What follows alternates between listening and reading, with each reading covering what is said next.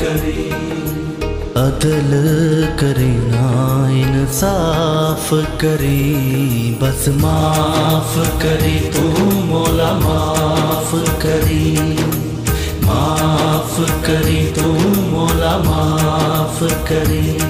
ना मैं अमल कमावा ना मैं फर्ज निभावा, पल्ले गुण कोई ना जदों सोचा शर्मावा। तेरी शान उचेरी ते मैं मिट्टियां दी तेरी सुन